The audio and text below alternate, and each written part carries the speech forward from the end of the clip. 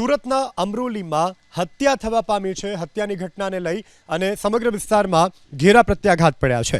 અનૈતિક સંબંધની આશંકામાં આ ખૂની ખેલ સુરતના અમરોલીમાં ખેલાયો છે। અંજની ઇન્ડસ્ટ્રીયલ વિસ્તાર નજીક રેલવે ટ્રેક પરથી ઓમપ્રકાશ યાદવ નામના યુવકનો મૃતદેહ મળી આવ્યો હતો। મૃતક ઓમપ્રકાશ યાદવનો હાથ પગ લાકડાથી બાંધેલા અને માથા મોઢાના ભાગે બોથડ પદાર્થ મારી અને માર્યાના નિશાન મળી આવ્યા છે।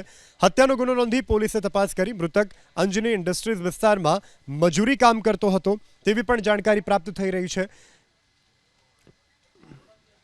જે હાલ તો આ સમગ્ર ઘટનાને લઈ આરોપીઓની ધરપકડ પણ કરવામાં આવી છે। દ્રશ્યોમાં જોઈ શકાય છે હત્યામાં સંડોવાયેલા આરોપીઓની ધરપકડ કરવામાં આવી છે। અનૈતિક સંબંધની આશંકામાં હત્યા કરવામાં આવી છે।